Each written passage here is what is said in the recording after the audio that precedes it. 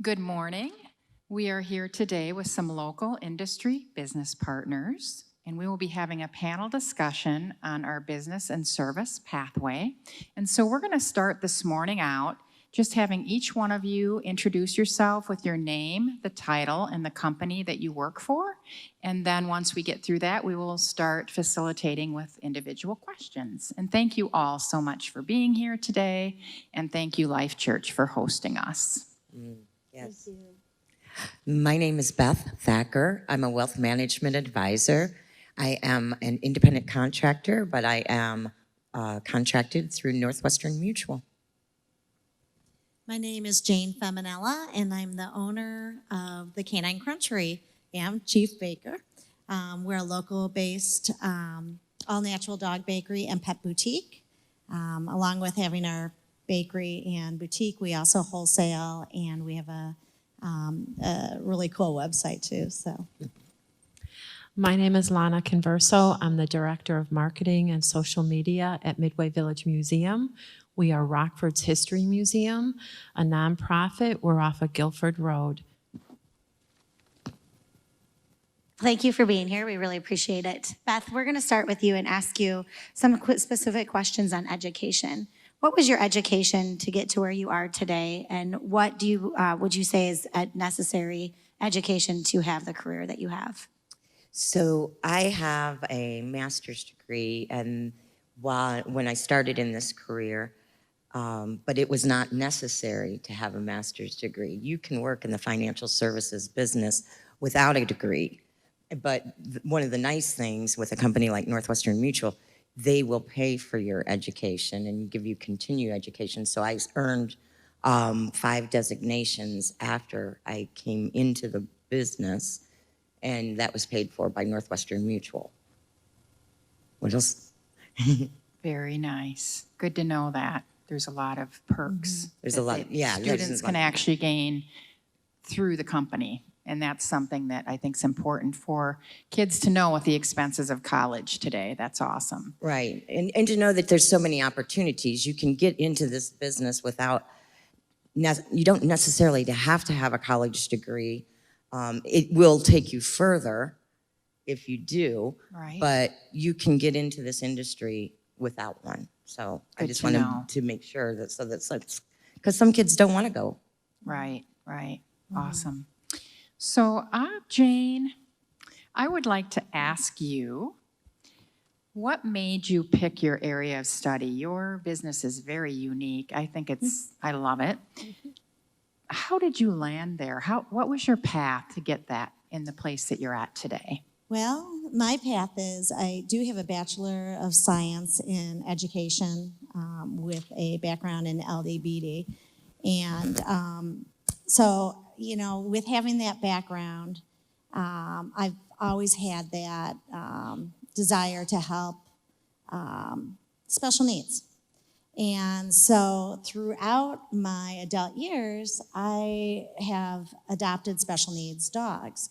Well, I'm an info junkie, and I have always been into a very natural way of cooking. So we, you know, throughout the years and through having a dog with very special dietary needs, I started creating recipes about 30 years ago. And so all the dogs that we've had, I've created recipes and recipes.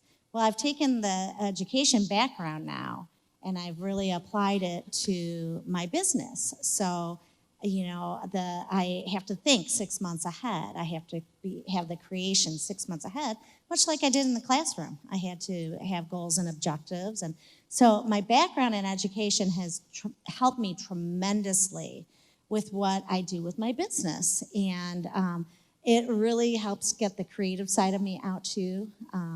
I have a goal to try to create something for every special dietary need with dogs. We also have cat items too. And you know, so many people, we have so many positive reviews with our products that we've been able to come up with something that other dogs have not been able to have treats in the past, and they can now have treats or have special dietary digestive disorders, and we've created treats that help with that. So it's my goal is just every year I want to come out with 4 new recipes that we can market nationwide and have for these Rockford dogs that I love so passionately. Great, thank you very much. Lana, to you, how did you pick your area of study, and what was your career college coursework to get where you're at today? Good question. I always had an interest going back to about 8 years old in writing and being creative and mapping things out, and that's what I do every day. I went to college and received a bachelor's in arts and communication and then a master's of arts and communication. Those emphasis were in organizational communication and public relations, which is a really good mix as a communicator for an institution, because you are taking your institution information and basically then broadcasting that, packaging it up for the public. So on an everyday basis, I do the things I love, writing and creativity, and a lot more imaging today than I started about 30 years ago, because we're living in a world right now of images first, and it's very important to mix those images that are very powerful with your communication message. So that was really my interest as a child that led me on my career path my entire life. To work at Midway Village Museum, I had gained experience in 2 other positions, and it was really my love of history and being a visitor there that led me to be the marketing director there. And I know we've talked before about all the different things that the marketing job you have takes you. Can you tell the students a little bit about some of the different opportunities that you have in the community, not just on the grounds at Midway Village, but other things that you may do with that marketing? Marketing is an external position. Again, you're taking your organizational messages and you're broadcasting those in many different ways to market to audiences. At Midway Village Museum, we have targeted markets to those people who like different aspects of history. One of the external ways that we go ahead and market the museum is through information booths in the community, which we are always looking for opportunities to get in front of different people. That's one opportunity. I call that the in-person, but with the way that the internet has exploded with communication, we've basically are in a new frontier of messaging over the internet. Obviously, there's social media, there's e-blasts that people can send out, but that's really expanded into more and more on an everyday basis in the way that we communicate with people online. Awesome, thank you. Sorry. Thank you about that. We really appreciate it. Beth, to you, we really wanted to talk to the students about what type of opportunities for advancement they have within your company, and what are some future trends that you feel that the students would be aware of for growth and opportunities at Northwestern Mutual. Cool. Very good. Well, I was doing some research about this a little bit because I knew that, one, Northwestern Mutual has a intern program. It's been rated a top 100 intern program for 24 years straight. And with that, so if you're a college student and you want to earn real cash, you can intern with Northwestern Mutual, not only as a financial advisor position, but say you were in the Milwaukee area, they have intern programs for HR, engineers, analysts, real estate. It was pretty impressive. So, and whatever your passion is, you could work towards that and get some experience in the field, which is how that opens up doors for you to do the career that you may enjoy. Even, a lot of times I changed my college degree 3 times, going through. So my major got changed 3 times going through trying to figure out my path. You may not always know where you want to end up when you start. So there's tons of opportunities. There's 78 offices across the United States. So even if you wanted to move, you can start somewhere and you can go somewhere else. You want a different climate. Because once you get your foot into the door, you're pretty much connected, so you can go anywhere. And having the background, the knowledge that it gives you, even if you started in financial services, it's going to give you a base to set yourself up for good financial success for the rest of your life. And one quick question to piggyback off of that, when you talk about the internship program, what kind of high school courses would you recommend a high school student take in order to prepare them to take an internship at Northwestern Mutual? Well, of course, we're in the financial services business, so any courses having to do with math, finance, banking, I don't know what all's offered in high schools today towards that, but any kind of that way. But also the marketing is very important. Your ability to be able to speak to other people and to communicate well is so very important in anything that you do. Great information. Thank you, Beth. Jane, I know that you started out as a shop by yourself for a bit, and then you hired a couple, one or two people to help you, and we were just having a conversation out in the lobby, and I want you to talk a little bit about the opportunities, not only for advancement for your staff, but as you've grown, what that has allowed you to do, how it has allowed you to maybe free up some of your extra time. Well, we have gone from, as Beth said, one solopreneur here to I now have a staff of 7. And I also have a girl that works with us through Elevate Rockford, which is part of Rockford Workforce. And then we do have job shadows throughout time. One thing that has really helped by having employees is I can do awesome events like this with the panel discussion. And I can attend other things that help me to build my business even more. Social Rockford is one to help me with my social and marketing. I have hired another girl that is also helping me out tremendously with pictures and content and also managing the bakery too. So by having that, I am able to not put all my time into every aspect of the business. I can now focus. I have learned to not micromanage. I've learned to just really delegate, and that's been a huge thing for me, especially when you're an entrepreneur and you start your own business. You kind of have a tendency to micromanage because it is, you know, every aspect of it. By having all these employees, we build a team. So when I go through a big interviewing process and I hire specifically for different areas of our business. And we work together as a team. And so because of that, I can now leave and go into the community. I can do more festivals and events. I can get the word out more. And it's been really, really very refreshing to hand over a lot of the areas of the business. So because you're able to hand that over, tell us about some of the traits that you have to have in your employees to be able to know you can go away and let them run the show. Right. Biggest trait is dependability. I'm very, very strong on that. And my staff knows that if they need to take time off or if they need to, maybe they are not feeling good or, with COVID, you just worry about stuff like that if they're too tired or whatever. They are responsible for bringing in another staff member to cover their position instead of telling me. They are responsible to keep the team going. We run it, I always give the analogy, we run it like a baseball team. And if the pitcher's not there, the game can't go on. So, or if the shortstop's not there, the catcher can't go and field the ball, I mean, we cross-train, so everybody knows everybody's position.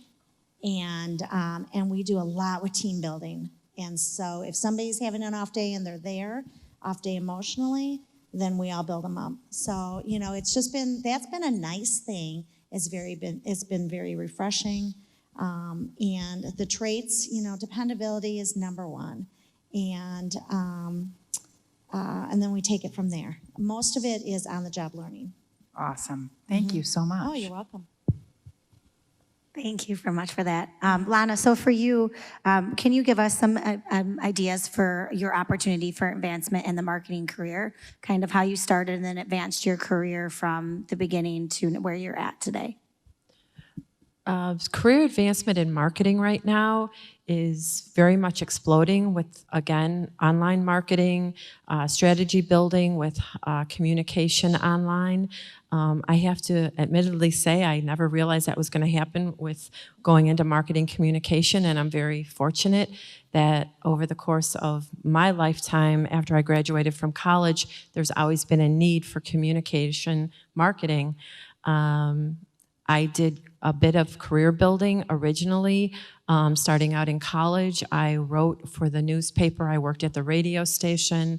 I had internships at top television stations in Chicago because I knew that the experience was going to be what I needed to get my first job.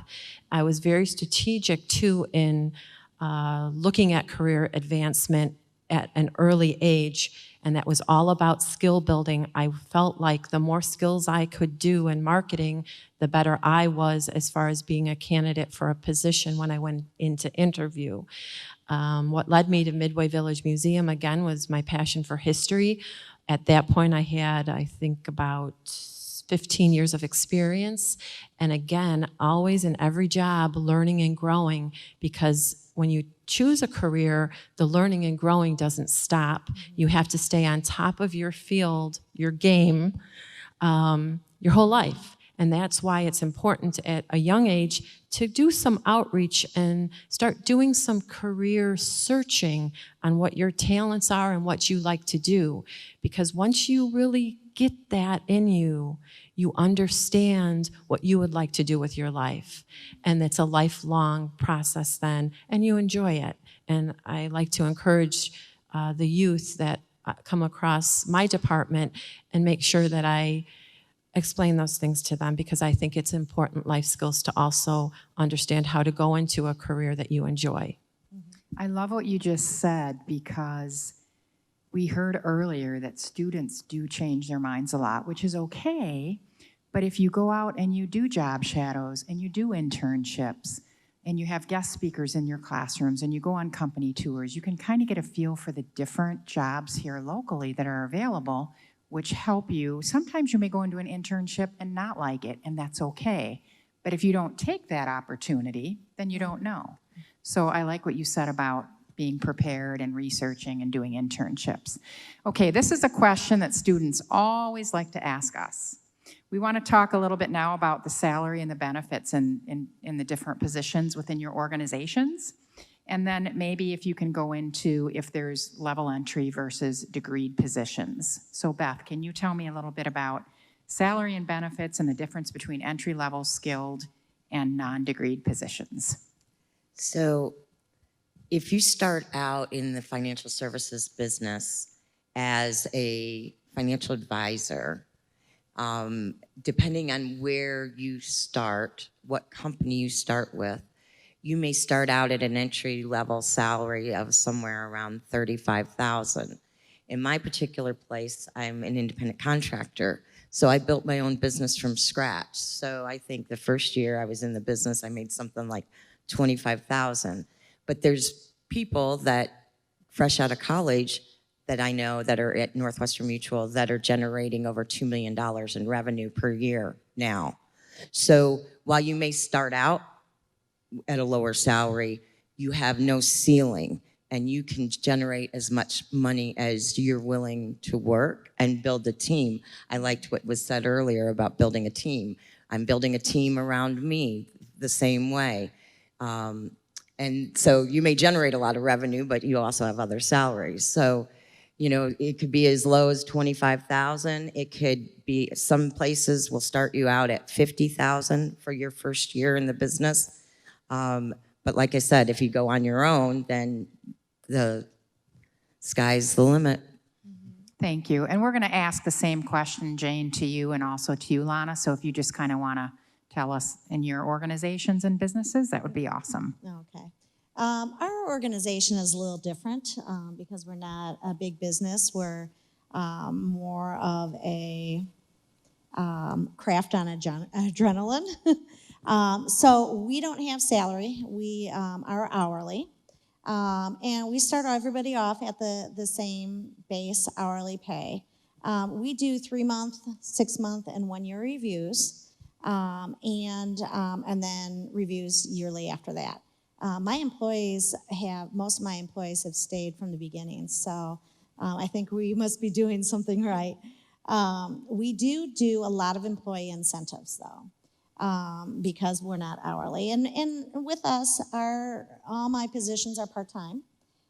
So I have half my crew is senior citizen, and half my crew is college students. So we kind of have and that's not planned. That's just kind of how it's come into play. But the employee incentives, one of our girls came back. She left for a year. And she called me and said, "Mom, I want to come home."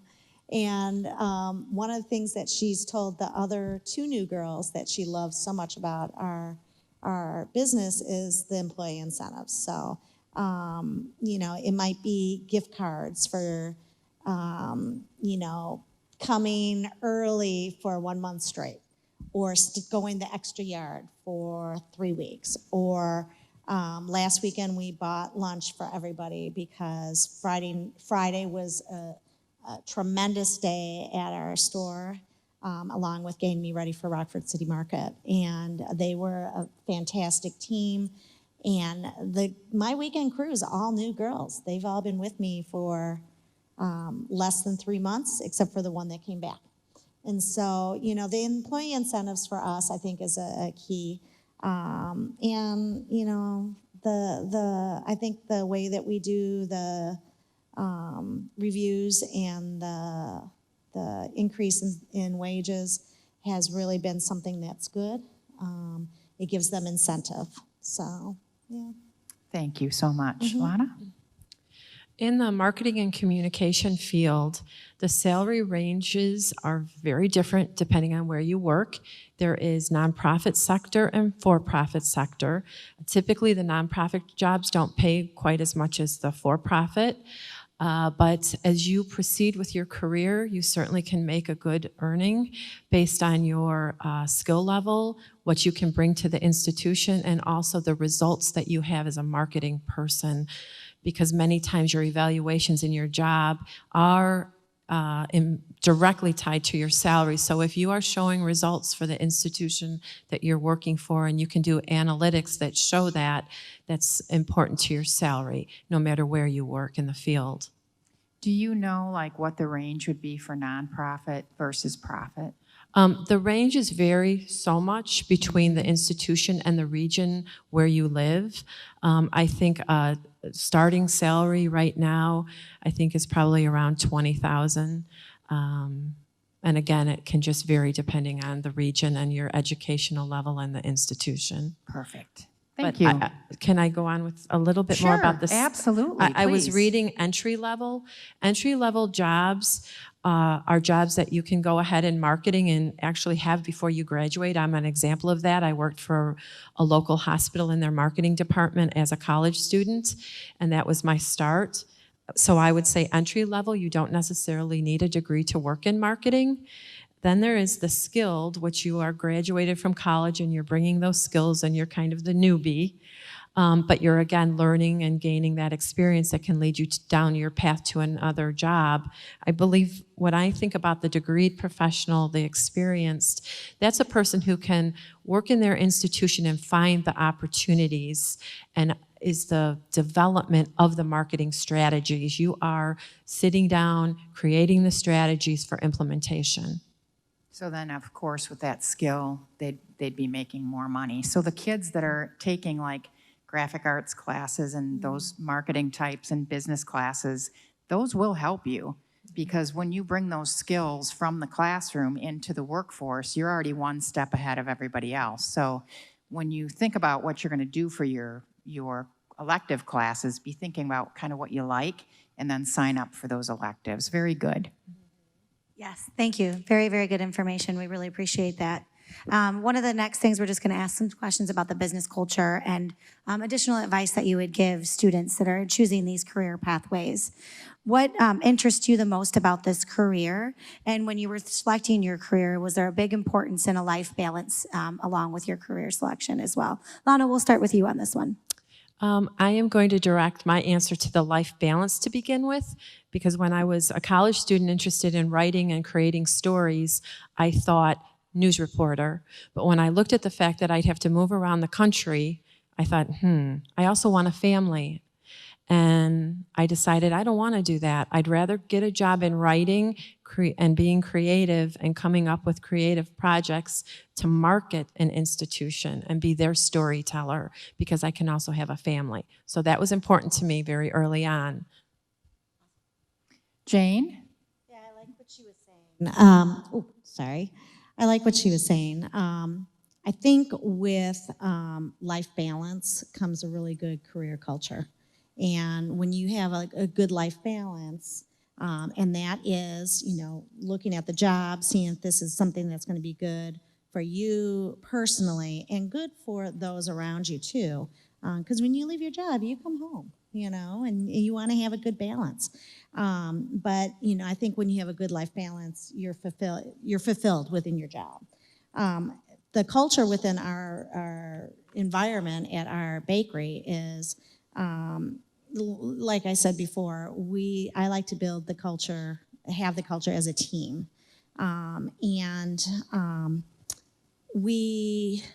Because everybody is part-time, they have various things going on within their life, and that's why they only can work part-time.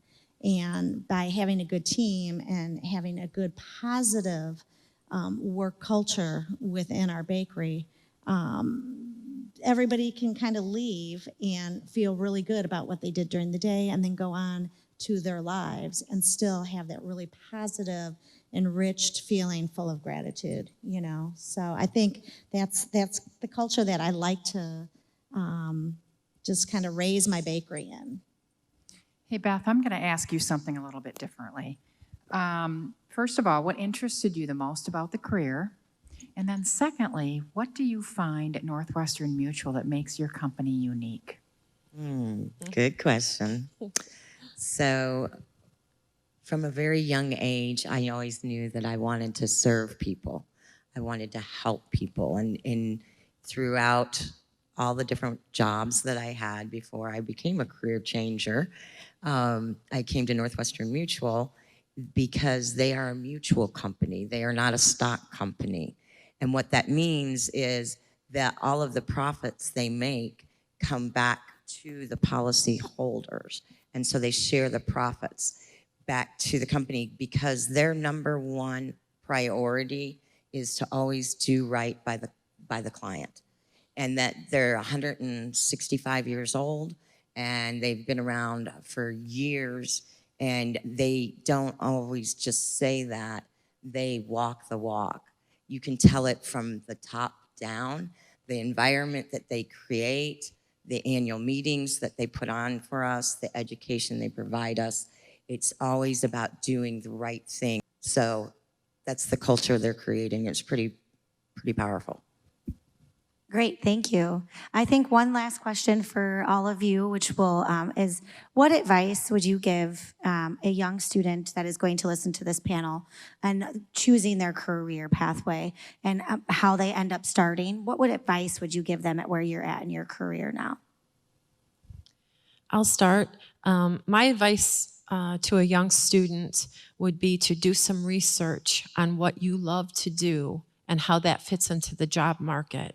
Whatever, if you are an analytical and you like numbers, or you like to write, or you like graphic design, or you like photography, or you like construction, whatever that is, do some research and find out where those talents can lead you in your life. And I think it's a well-suited exercise that'll help you lifelong. Great advice. And then to look at opportunities in your community where you can start to volunteer to get some of that experience in what you love. Because then you'll be meeting people who are in those job roles who will start telling you stories about their careers and what they did and even some of the mistakes that they may have made that'll all help you in the long run. For me, much like what you said, kind of dig deep into yourself and see what it is that's your passion. If you are a person that likes to serve people, go and do volunteer work with the schools, with the park district, with the community, and serve people. If it's more analytics or math, talk to different accountants and different people that are within that industry. See if you can job shadow in those areas. But do know that a lot of times what you start off with, such as myself, I was a teacher, may not be where you're going to wind up at later on in life. I was born an entrepreneur and took my teaching skills to a home daycare. I had a home daycare for many years, and that's where I started baking for our dogs about 30 years ago. But just seek into yourself. Don't, this is going to be your life, your world. You're going to be with yourself from this point on. So you're going to have a lot of people telling you what you should do or give you ideas of what you may want to do. Listen, but dig deep inside yourself and really go with your gut instinct on that. And then also don't worry if that idea changes, because we are full of change. The world is changing. There's so many new things happening every day, and you may be able to take what you start off with and use it in the future and what you end up with. So. Awesome, awesome. Beth? That is awesome. I don't know more I can say to that except it's so true. I was going to be a veterinarian until I was 18 years old and started out in vet school. And then I graduated with a degree in marketing and worked in the media business for about 10 years. And then I got my master's degree and decided that I was going to start a business about something that I knew nothing about before. And I moved on to that. So I think continuing education, asking questions, being open, as they said, dig deep, learn what your skills are, but try. I know there's a lot of resources that you have today that weren't available when we went to school. So try them out. Listen, learn, explore. And don't be afraid to ask questions. Right. Because there's never anything that is a bad question or a stupid question. Sometimes I think I ask way too many questions, but that's how we learn. So I love what you all said. Thank you so much for being here today, taking time out of your busy schedules. And this wraps it up for our second Business Partner Business Pathway panel. Thank you. Thank you Thank very you. much for inviting us to.